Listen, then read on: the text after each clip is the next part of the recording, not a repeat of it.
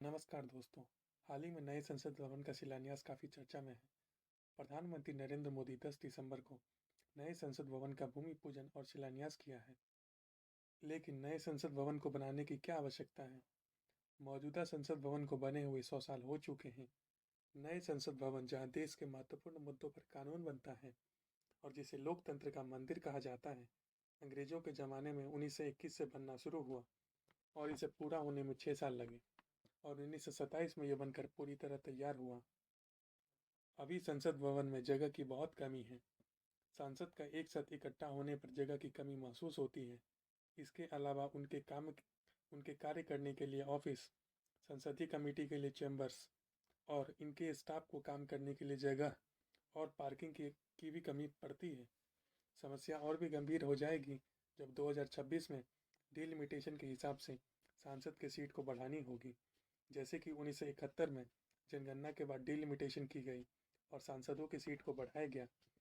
संसद भवन की लाइब्रेरी में भी जगह की कमी है। संसद भवन, जो कि हमारी लोकतांत्रिक विरासत है, इसको भी संजो के रखना बहुत आवश्यक है।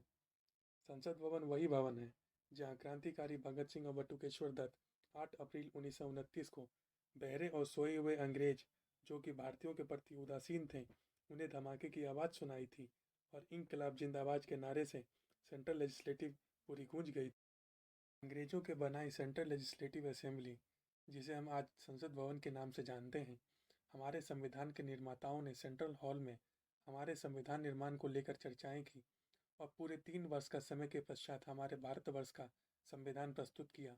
भारत भारत के संसद भवन के इतिहास के बारे में जब हम चर्चा करते हैं तो 2001 में हुए भारतीय संसद पर अटैक को भुलाया नहीं जा सकता, जो कि हमारे पड़ोसी देश के द्वारा भेजे हुए लश्कर-ए-तौबा और जैश-ए-मोहम्मद आतंकी संगठन के 5 आतंकवादी और उनके साथियों ने हमला करने की कोशिश की, लेकिन संसद भवन की सुरक्षा में जुटे सुरक्षाकर्मियों ने उन सभी को मार गिराया। बात करते हैं नए पार्लियामेंट के कंस्ट्रक्शन को लेकर। नई संसद भवन 4 मंजिला इमारत होगी, जिसमें 1224 सांसद के बैठने की व्यवस्था होगी। सेंट्रल विस्टा रीडेवलपमेंट के तहत नई संसद भवन अभी के संसद भवन के ठीक सामने बनेगी।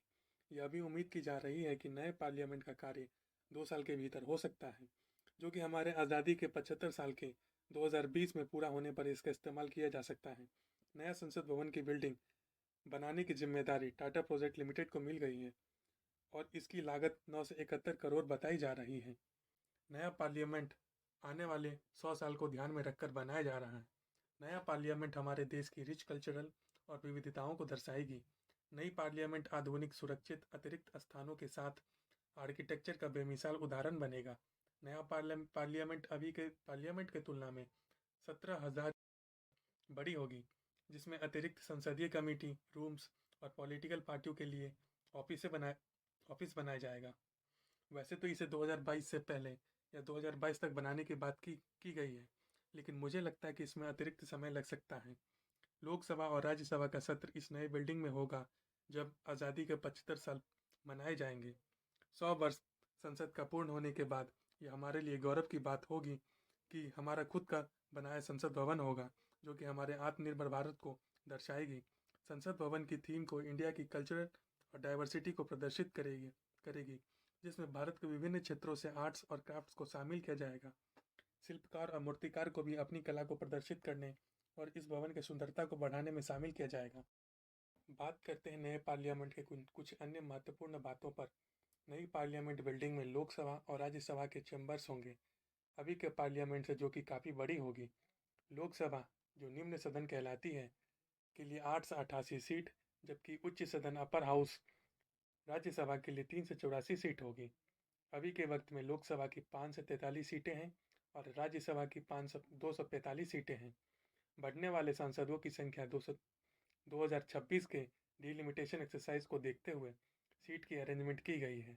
ज्वाइंट सेशन के लिए नई लोकसभा चैम्बर्स को 1224 सांसदों को ध्यान में रखकर बनाया जाएगा।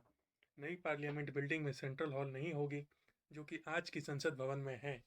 नया पार्लियामेंट भूकंपरोधी यानी अर्थक्वेक रेसिस्टेंट होगी। सबसे आधुनिक डिजिटल तकनीकों और इंफ्रास्ट्रक्चर का इसमें इस्तेमाल किया जाएगा। नई संसद भवन स्वदेशी मेक इन इंडिया आर्किटेक्चर बनेगा, जो कि अलग अलग हिस्सों से आर्किटेक्चर और कल्चरल डाइवर्सिटी को शोकेस करेगा।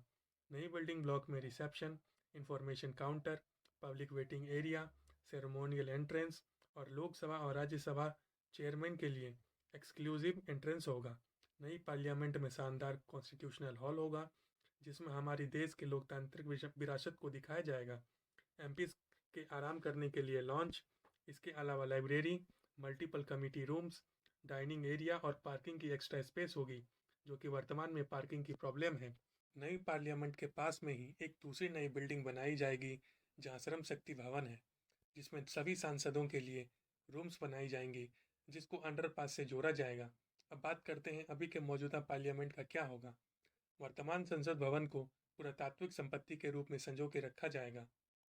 इस संसद भवन का निर्माण सेंट्रल गवर्नमेंट के सेंट्रल विस्टा डेवलपमेंट प्रोजेक्ट का भाग है जिसे 2019 में union minister of housing and urban affairs Hardeep Singh Puri October 2019 को अनाउंस किया था। इस प्रोजेक्ट के तहत, जो कि सेंट्रल विस्टा डेवलपमेंट प्रोजेक्ट है, ट्रायंगुलर पार्लियामेंट हाउस नॉर्थ और साउथ ब्लॉक में जो मिनिस्ट्री बिल्डिंग है उसके जगह एक नई कॉमन बिल्डिंग बनेगी जो कि सभी मिनिस्ट्री के लिए एक बिल्डिंग होगी जो कि सेंट्रल सेक्रेटेरिएट बनेगी। इसके अलावा लंबी राजपथ बनेगी जो कि राष्ट्रपति भवन से इंडिया गेट तक है और इसका भी पुनर्निर्माण का कार्य किया जाएगा। इसके अलावा प्रधानमंत्री और उपराष्ट्रपति के लिए भी नया हाउस बनाया जाएगा और इस पूरे प्रोजेक्ट की अनुमानित लागत 20,000 करोड़ रुपए बताई जा रही है। अभी तक बात की हमने नई पार्लियामेंट की, अब बात करते हैं मौजूदा पार्लियामेंट की। भारतीय संसद भारतीय लोकतंत्र की सर्वोच्च वैधानिक निकाय है।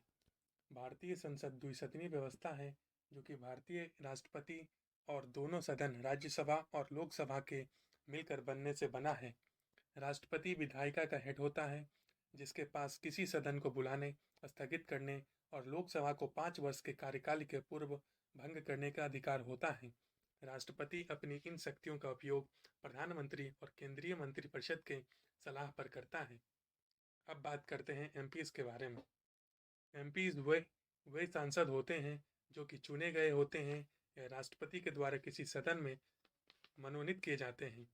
लोकसभा के सांसद सीधे जनता के द्वारा वोटिंग में जीतकर एक जिला के प्रतिनिधि के रूप में चुने जाते हैं, जबकि राज्यसभा के सांसद को राज्य के विधानसभा के विधायक के द्वारा समानुपातिक प्रतिनिधित्व के द्वारा चुना जाता है।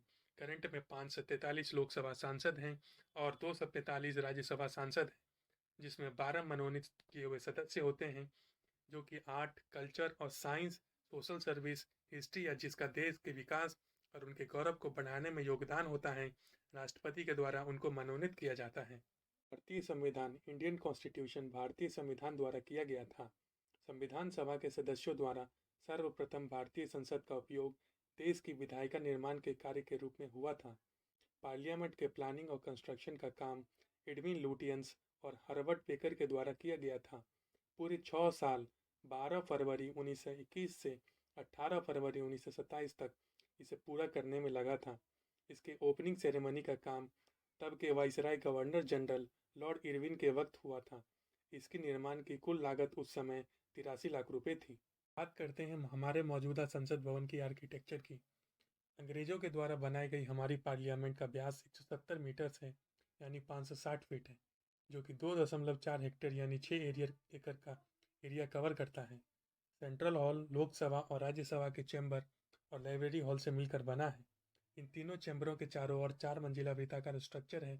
वर्तमान में सेंट्रल हॉल में दोनों सदनों की संयुक्त बैठक होती है।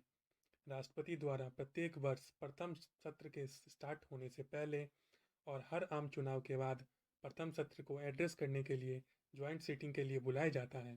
धन्यवाद। अगर वीडियो पसंद आया हो तो लाइक करें, शेयर करें और इन्फॉर्मेटिव वीडियो देखने के लिए चैनल को सब्सक्राइब करें। Thank you.